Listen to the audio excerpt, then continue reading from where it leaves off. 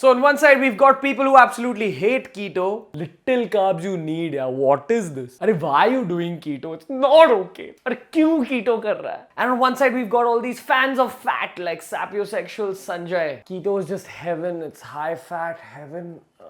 Fat, keto. The scientific truth of the matter is that keto isn't the best possible diet for a human being, and neither is it the worst possible diet. It's a fantastic diet for fat loss. This was me on day 0 of keto, this was me on day 14 of keto, and this was me on day 40 of keto. Compare day 40 with day 0. 40 days of keto, this is the difference. So the diet definitely works, and in today's video, we're talking about 10 common keto myths. So let's go.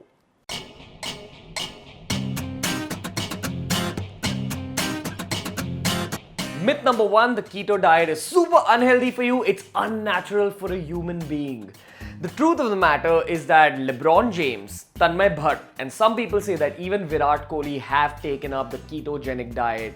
If athletes and media personalities at the top of their game take up this diet, perform it successfully, and get all the fat loss benefits and the health benefits, then of course there is some truth to the ketogenic diet being amazing. It definitely works for fat loss, it definitely works for fixing your health. Myth number 2 is believed by the sapiosexuals of the world. Fat is really good for you and you need to have it. They believe that the moment you're on keto, you can consume as much dietary fat as you want and you will not put on weight. The scientific truth of the matter is that your weight loss or weight gain depends entirely on CICO. That's calories in versus calories out. Whatever diet you're following in the world, your fat loss or your fat gain is decided by CICO. Even while on keto, you've got to watch for all those calories that you're consuming through all that fat consumption.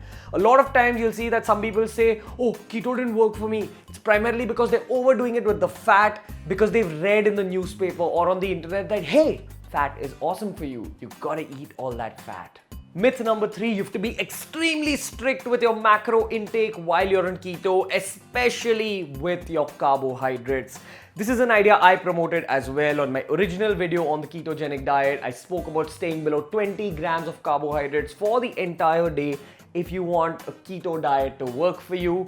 That is true to some extent. If you do stay below that 20-gram quota, it will be much faster for you, but you will still be in a state of ketosis even if you're below, say, up to 100 grams of carbohydrate. So there's no textbook that says, oh, this is keto and this is not keto. Both are low carbohydrate situations where your body stops relying on carbs for energy and starts relying on fat for energy. So the moment you cut off grain from your diet, that's wheat, rice, millets, the moment you cut off starchy vegetables like potatoes and corn, and the moment you cut off beans like rajma or kidney beans, that's when you'll be in a state of ketosis if you're only relying on protein, fats, and veggies for your food intake. Also cut off fruits, obviously. Myth number 4. Keto cannot be done by vegetarians. Veg keto karega. Pussy. That's completely false. You can take up keto, but the truth is that it's going to be super boring because you'll only have to rely on paneer as your source of protein.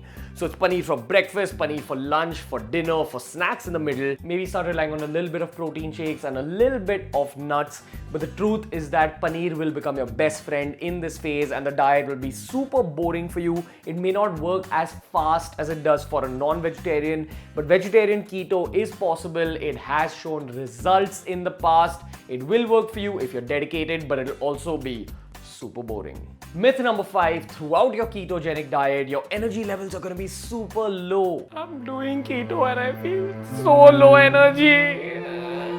The only people who promote this idea are either the ones who've never tried a ketogenic diet and are just skeptical about the process without having experienced it, or the people who've tried the ketogenic diet with the wrong outlook. If you go into the ketogenic diet thinking that shit, this is something unnatural, I don't know if I'll be able to do this, then your brain starts playing tricks on you. You start believing that, okay, damn, this diet is draining me of energy and I can't eat what I want, might as well go back on carbohydrates.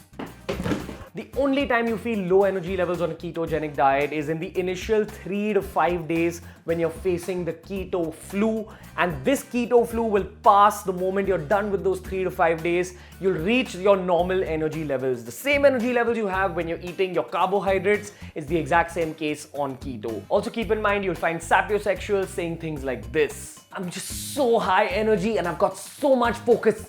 So much focus! That's not the case either. From my experience, when you do the ketogenic diet, your energy levels are no different from how they are normally while you're eating carbohydrates. Next myth: while you're following a low carbohydrate diet, all your focus should be on your carb macros, your fat macros, and your protein macros. And your vegetables, just get some vegetables in to, keep your nutrition levels up.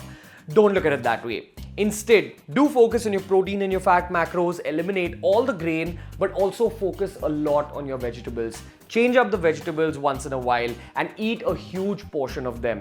In some cases, for some people, if you even consume a lot of vegetables but still cut off your grain and your starches, you'll still be in a low carbohydrate state. Your body will still be in ketosis. You'll still be burning fat and you'll get all the benefits of keto. Your fat loss may not be as fast as it would have been if you were following the 20 gram or 100 gram strict rule, but I'll tell you what, this is possibly the healthiest diet to follow in the entire world. I'll make a detailed video on the Indian paleo diet very soon. Myth number 7, the keto diet is boring as shit. That's only true if you don't know how to cook. Think about it. You're relying on protein, delicious. You're relying on fat, even more delicious. Go check out the keto recipes playlist on BeerBiceps. Also keep in mind, it's not as fun as having fried rice and butter naans along with your chicken, but the chicken by itself, gorgeous if you're a good cook. And cooking isn't as hard as people tell you it is. It's just about learning YouTube videos. Myth number 8. You don't need cheat days on keto. Keto. If you're someone who's embraced a keto or a low carb diet in order to burn off fat, you gotta keep in mind that somewhere between 14 to 25 days, your body is gonna lower its own leptin levels. This happens as a response to all your fat being lost, being burnt away from your body because of the diet. Your body goes, shit, I'm losing so much fat. That means I must be in a state of starvation. I'm gonna lower my leptin levels, and low leptin levels result in your body preventing its fat stores from being burnt for energy. So this is where a lot of people hit their weight loss or fat loss plateaus. You can break out of a plateau through a keto refeed day. I've made a detailed video on how to go about a refeed day. You need cheat days once in a while if you're taking up a keto diet in order to burn fat. And also, no diet can work in the long term if you're not having fun doing that particular diet. I highly recommend that you do take up a cheat day somewhere in the middle of your keto diet. If you can delay it up to say about once in every 20 days, that's fantastic. But once in every 7 days also works. Once in every 14 days is optimal. Go check out the video. Myth number 9. You should be doing keto forever. Now, yes, you can take up a keto or a low carb protocol for the rest of your life. But personally, I believe that we've grown up in a time where carbohydrates, desserts, junk food has been all around us. So it's not easy for the average person to just cut off those things forever.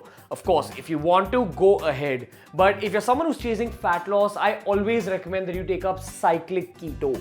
That means that you take up a keto diet for say about 40 days. Once those 40 days are done, focus on your protein intake and start including a little bit of carbohydrates in your meals once again. Focus on building muscle in this phase. If you can take up weight training throughout keto and even after keto, that'll be the best possible situation for your body. Focus on building your muscle. Once your muscle mass is higher, your metabolism is increased. Once your metabolism is increased, it's much easier to burn fat in the long term.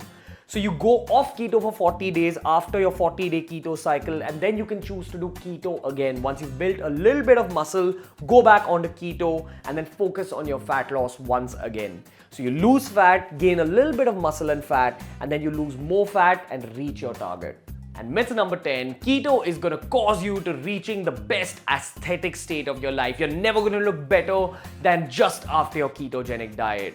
Now that really depends on what your goals are. Why have you taken up this low carbohydrate protocol? If your focus is all about losing those inches and burning that excess fat, looking thinner, changing up your face structure, making it more chiseled, then yes, keto kind of results into all those outcomes.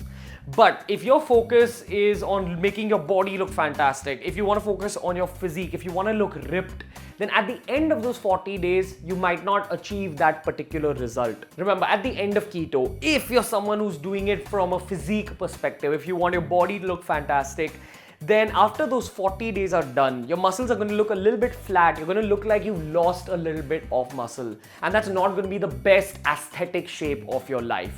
But a month or two after that, that's when you'll be in the best aesthetic shape of your life.